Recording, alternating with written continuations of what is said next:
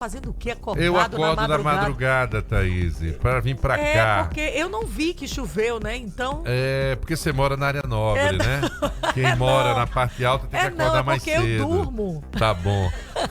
Olá, vamos lá. Fábia Garrote, todas as quartas-feiras vem aqui e traz temas relacionados ao direito, né? Ao seu direito. E agora a gente está fazendo um recorte muito importante sobre o Outubro Rosa e o direito das mulheres com câncer no INSS. Então é fundamental que você preste atenção, porque são muitos casos, os diagnósticos, e é bom saber quais os seus direitos. Fábia, seja bem-vinda.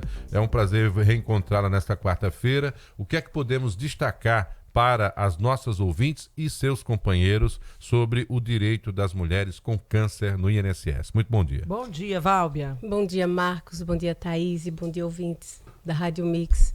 Então, o mês está acabando, mas é importante deixar essa mensagem, Marcos, porque, dentre várias outras coisas, elas têm o direito a uma aposentadoria, por exemplo, por invalidez, se assim ela ficar incapacitada, a antiga invalidez, que é a incapacidade permanente, né, tecnicamente falando. Então, se ela ficou com alguma deficiência, Thaís, devido a esse câncer acometido, uma mastectomia que a limitou com os braços e de repente ela precisa necessariamente para poder o trabalho, enfim, ela pode pleitear esse tipo de aposentadoria. E é importante que ela entenda que ela não precisa de o que a gente chama aqui, que a gente já conversou sobre isso, da carência, ou seja, de quantos meses pagando para poder ter esse direito. Não, ela basta ter qualidade, ou seja, estar contribuindo. Tá? Isso é importante, porque as outras aposentadorias, Marcos, a gente precisa de tempo de contribuição. Né? Nesse caso, em específico, ela não precisa necessariamente disso. É um avanço da lei ao reconhecer a gravidade da doença, é isso? Eu diria que sim, porque é importante a gente perceber, porque, por exemplo, nós não queremos adoecer e nem procuramos uma doença. Claro. Então, isso foge um pouco do alcance. Um pouco não, isso foge totalmente do nosso alcance e do nosso querer. Então, a lei observa nesse sentido, tem essa sensibilidade e permite essa garantia. Mas vamos imaginar, Thaís, que essa mulher ela não ficou incapacitada definitivamente, mas ela precisa se afastar do trabalho para fazer exames, para fazer algum tratamento mais intenso, que nós sabemos, a depender do grau da doença, isso pode existir. Então, ela também tem direito ao antigo auxílio-doença, que hoje é a incapacidade temporária. Né? Então, assim, aí nós falamos aqui de mulheres que contribuem, né? E aquela que não contribui, Marcos, o que é que ela faz? Ela fica desassistida? Não. A previdência existe, como a gente também já conversou aqui, existe a área daquele que contribui e a área daquele que não contribui. Então, de repente, ela pode pleitear aí um LOAS, que é um benefício assistencial e não um benefício previdenciário, mas ela será assistida com pelo menos um salário mínimo. Isso, de alguma forma, já ajuda. Né, num momento tão doloroso. Então, em situações, vamos pensar aqui, casos mais avançados, a descobrir, teve um diagnóstico, o câncer já estava ali avançado, posso entrar já com a solicitação de aposentadoria por invalidez? Sim, essa pessoa pode e deve.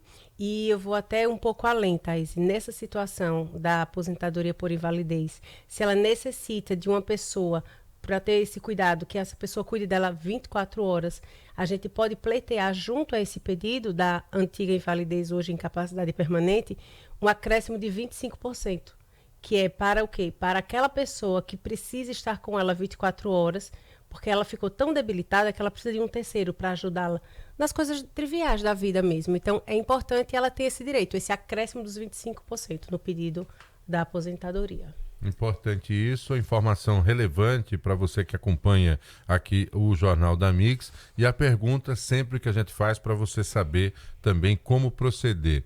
Depois de feita a cirurgia, depois de feito o diagnóstico, né, eu estou falando já de um processo mais avançado, toda a documentação reunida, dá entrada no INSS, tem prazo para isso, depende da perícia médica do próprio INSS, como é que funciona?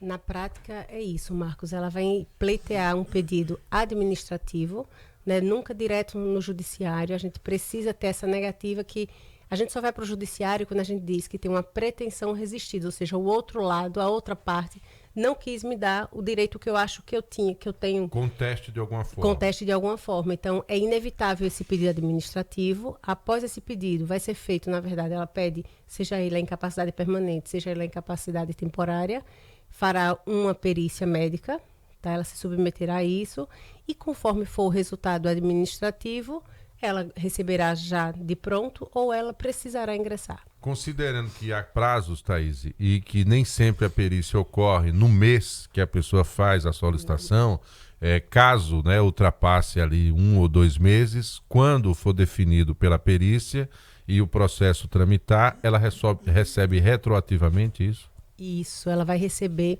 desde o que a gente chama da DER, que é a data da entrada do requerimento. Então, sempre se o processo demorar 1 ano, 2 anos, enfim, o tempo que ele durar, que ele perdurar ali, ele vai sim ser pago, uma vez deferido, uma vez ela garantindo o direito, vai ser pago esse retroativo, sim. Como é que está esse tempo para você conseguir a perícia? Porque esse é o grande temor, né? Eu vou precisar de uma perícia para dar entrada no benefício ou numa aposentadoria, por exemplo, mas daqui que chegue a perícia, eu passo quantos meses aguardando? Olha, não existe um tempo certo, né? Esse tempo varia muito, porque como a gente já conversou aqui, a demanda é grande para pouco servidor. Mas existe um prazo que é dado, de pelo menos 90 dias, de pelo menos. A partir daí, se não acontecer, você pode entrar com outro remédio constitucional que a gente chama, que é o quê? Um mandato de segurança. Então, você impetra o mandato de segurança, ou seja, você obriga o INSS a fazer aquilo quanto antes. Mas existe esse prazo que o INSS tem. Normalmente pode acontecer 45, 30, depende muito. Sabe? Depende muito mesmo. Infelizmente, hoje, por exemplo, nós sabemos antes, quem entrou com o processo aqui vai ser resolvido com os servidores daqui. Como hoje tudo está automatizado, então é colocado no sistema e os servidores de todo o país trabalham simultaneamente. De repente, o processo que é da pessoa daqui já sendo julgado por alguém de São Paulo e vice-versa. Ou alguém daqui também. Então, isso fica muito livre, foi aumentado, exatamente por conta da demanda, foi expandido esse campo. Porém, a perícia presencial, por óbvio, é aqui. Então, imagine que até 90 dias, passado isso, aí você pode sim impetrar o mandato de segurança.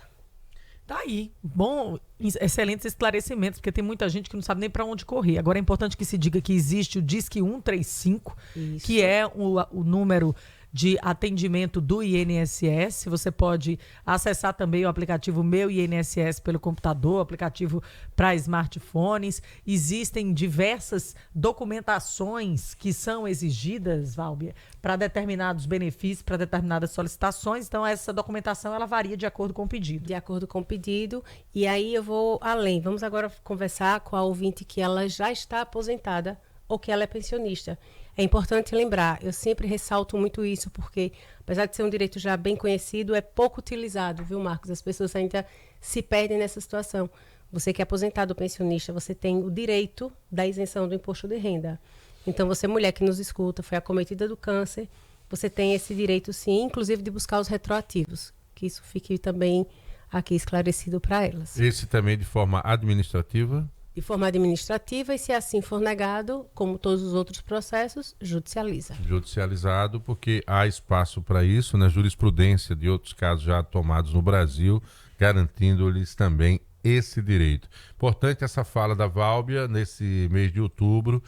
Esse tema não se esgota aqui, a gente está fazendo esse recorte por conta justamente da especificidade do período, mas claro, a depender da necessidade, para tirar dúvidas suas que acompanham aqui o Jornal da Mix, estaremos sempre à sua disposição. Palavra final é sua, Válbia, fica à vontade. Obrigada, Marcos. Então, você que nos ouve, a gente tratou aqui o Outubro Rosa, o câncer de mama, mas qualquer tipo de câncer. É importante dizer isso.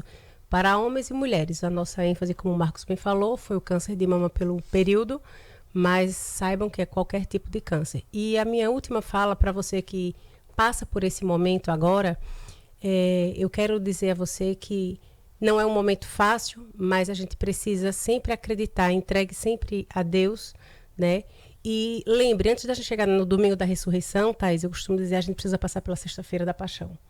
Então, o processo leva a essa vitória. Quando você espera em Deus, a coisa acontece. Fica em paz e uma boa recuperação, seja lá o estágio que você tiver. É isso. Válbia Garrote, obrigada pela presença mais uma vez. Toda quarta, Válbia está aqui com a gente no Jornal da Mix. Um beijo, obrigada pela sua presença. Obrigada.